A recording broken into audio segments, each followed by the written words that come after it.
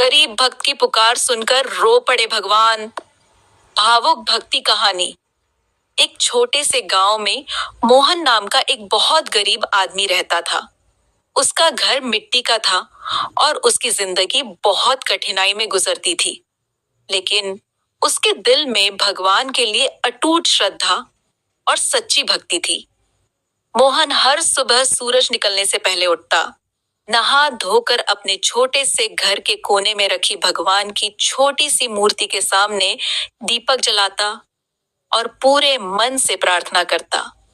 उसके पास धन नहीं था, महंगे फूल नहीं थे, लेकिन उसका मन बहुत पवित्र था और उसकी भक्ति सच्ची थी।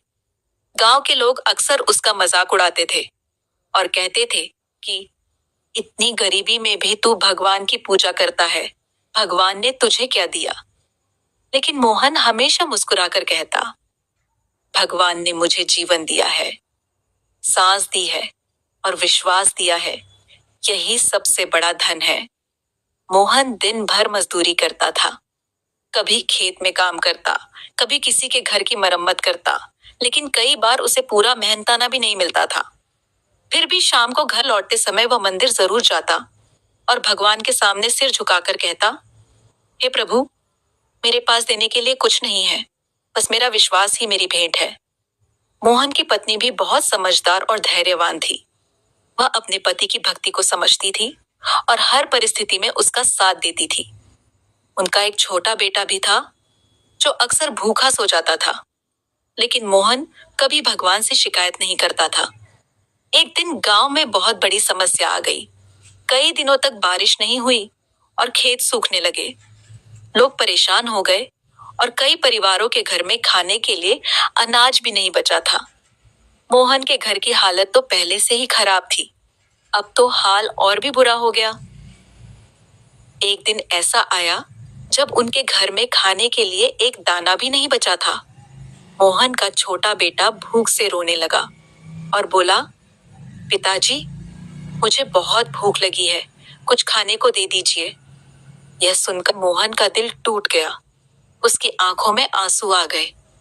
उसकी पत्नी ने भी दुखी होकर कहा, आज घर में कुछ भी नहीं है, अब क्या करें? उस रात मोहन चुपचाप गांव के मंदिर गया। वहां अंधेरा था और मंदिर में केवल एक छोटा सा दीपक जल रहा था। मोहन भगवान के सामने बैठ गया और उसकी आंखों से आंसू बहने लगे। उसने कांपती आवाज में कहा, हे प्रभु, मैंने कभी आपसे कुछ नहीं मांगा, मैंने हमेशा आपकी भक्ति की है, लेकिन आज मेरा बच्चा भूखा है, उसकी पीड़ा मुझसे देखी नहीं जा रही। अगर मुझसे कोई गलती हुई हो तो मुझे माफ कर दीजिए, लेकिन मेरे बच्चे को भूखा मत रखिए। मोहन की प्रार्थना इतनी सच्ची और भावुक थी कि ऐसा लगा जैसे पूरे मंदिर का वातावरण बदल गया हो। कहते हैं कि सच्चे मन से की गई प्रार्थना सीधे भगवान तक पहुंचती है। उसी रात गांव के एक अमीर व्यापारी को सपना आया। सपने में भगवान ने उससे कहा, मेरे एक सच्चे भक्त का परिवार भूखा है, अगर तुम उसकी मदद करोगे तो यह सबसे बड़ा पुण्य होगा। व्यापारी सुबह उठते ही उस सपने के बारे में सोचने लगा। पहले तो उसे विश्वास नहीं हुआ, लेकिन उसका मन बार बार उसी बात की ओर जा रहा था। आखिरकार उसने तय किया कि वह गांव के गरीब लोगों की मदद करेगा। वह अपने घर से बहुत सारा अनाज, कपड़े और कुछ पैसे लेकर गांव में निकल पड़ा। जब वह लोगों को मदद दे रहा था, तब अचानक उसकी नजर मोहन पर पड़ी। मोहन मंदिर के बाहर बैठा था और भगवान का नाम जप रहा था। व्यापारी ने उसे बुलाया और पूछा, तुम्हारा नाम क्या है?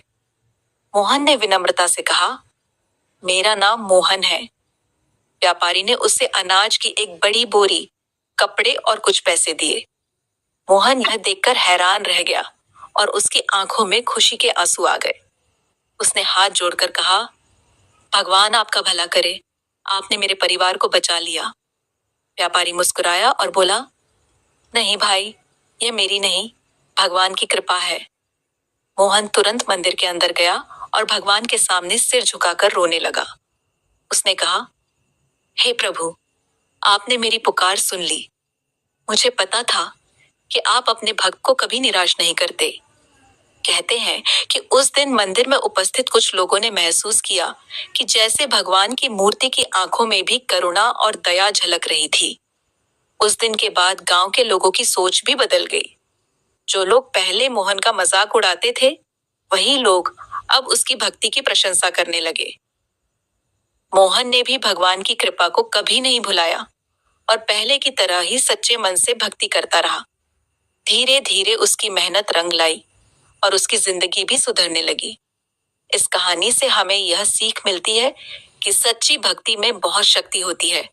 भगवान अपने भक्त की सच्ची पुकार जरूर सुनते हैं। अगर हमारे दिल में सच्चा विश्वास और श्रद्धा हो, तो भगवान किसी न किसी रूप में हमारी मदद जरूर करते हैं।